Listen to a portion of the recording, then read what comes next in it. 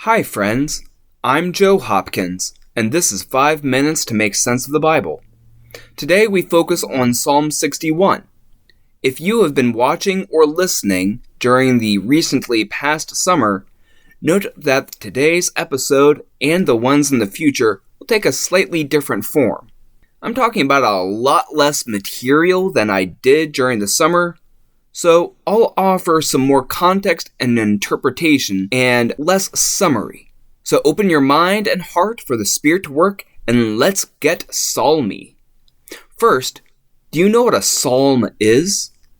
According to the Jewish Study Bible, the word psalm comes from a Greek word that means a song with the accompaniment of a stringed instrument. So, rock on, my dudes.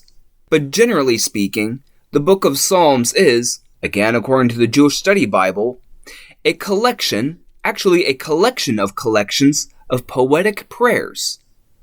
And certainly Psalm 61 is one of those. One of the things that sets Psalm 61 apart from some other psalms, as opposed to the more famous psalms like the 23rd Psalm, is that it starts with a desperate plea for help, then ends with a blessing for the king. So it might make sense that King David may have written this. But then again, nobody was filing for copyright in ancient times, so we don't know for sure who wrote any of the Psalms. Then again, Psalm 61, along with Psalms 51 through 65, are all labeled of David. But those ascriptions were probably added by an editor long after the prayers were first written down. And the phrase, of David, could mean a number of different things, like the era during which it was written, like how Shakespeare wrote during the Elizabethan era, or the style of the writing, like how some stories and books are described as Kafkaesque, even if they weren't actually written by that author from Prague, Franz Kafka.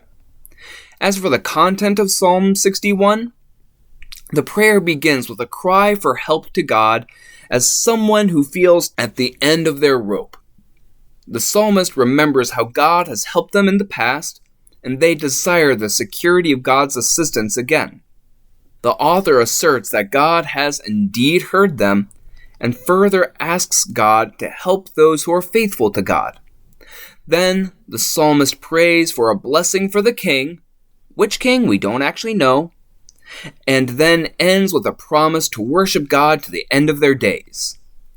Such a prayer could be good for both personal or communal use. An individual could pray this when feeling weak and abandoned, or a community could pray this during ominous and challenging times. The whole kingly blessing in the middle of the psalm kind of presumes a monarchist persuasion, but Christians often have interpreted the king to be Jesus. So, long live the king and all that. How do you feel about this psalm? Here are a couple questions for reflection. Does it matter to you whether King David wrote this psalm?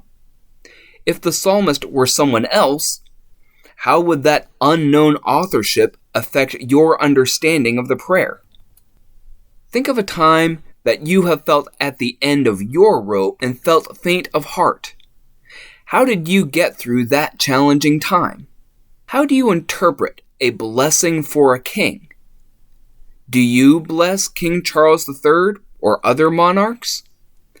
Or do you prefer to ascribe royal power to divine figures, like God and Jesus? So there, 5 minutes to make sense of the Bible. I'll be preaching a sermon based on Psalm 61 at Streetsville United Church on Sunday, so check out our YouTube channel for a recording of that worship service soon. And as you read the Bible by yourself, remember to pay attention to what piques your curiosity. The Spirit often tries to catch our attention through our curiosity. And as always, while it's good to read the Bible by ourselves, we make the most sense of the Bible when we read the Bible together. Peace, friends.